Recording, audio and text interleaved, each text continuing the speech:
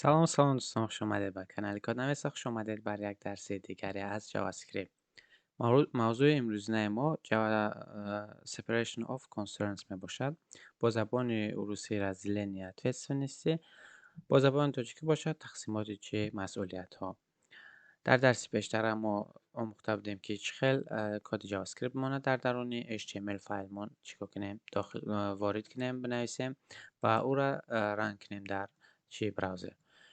و چقدر که شما دستن در اینجا کد پیشینه ما و درس امروز نه تقسیم کردن کدها، یعنی با قسمشون مسئولیت ها را به جاهاشون تقسیم کردن. مثلا در درس های CSS ما با شما گذاشته بودیم که وقتی اگر خواهیم CSS نویسیم در وبسایتمون، ما چیکار کردن میتونستیم در درون HTML فایلمون میتونستیم نویسیم، یا اینکه از فایل CSS مون سازیم و در درون اینجا چیکار کنیم همه CSS هایی را که میخوایم در براوزرمون باشه همه را در اونجا چیکار میکردیم مینویسیم.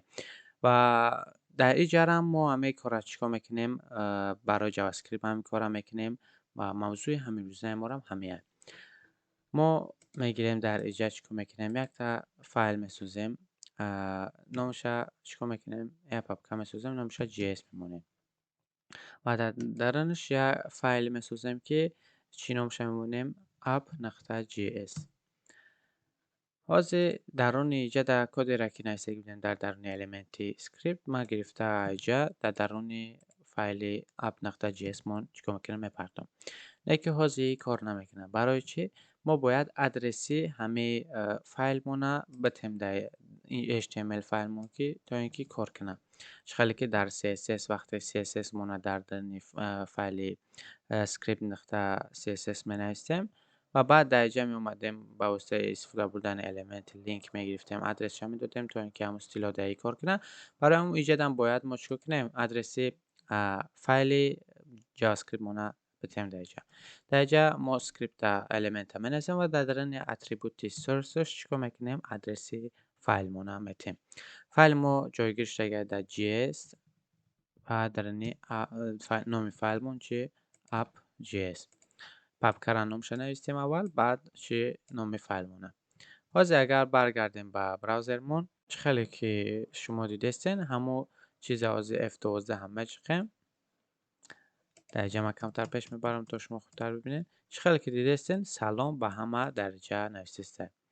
و در درس پیشتر ما دیده بودیم وقتی که در اینجا کدی را که نوشتیم که در همین کنسول ما سلام به همه را بروره در فایل HTML مون بود، ادرس شاین اینجا نگاه کرده بودیم.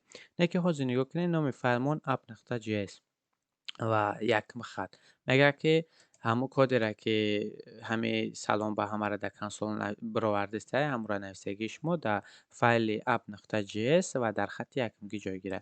بازی برمیگردیم چقدر که شما دستین در فایل app.js ما در خط یکمگیش همه کنسول لاگ نوشته شده، هم کدی که در کنسول ما سلام به همه را براره.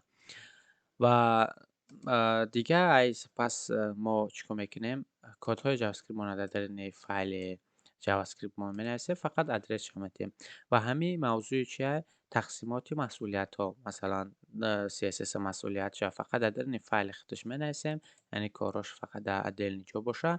در HTML فایل ما فقط کدهای HTML مون باشه و در جاوا اسکریپت فایل ما چی باشه، فقط کدهای جاوا اسکریپت ما.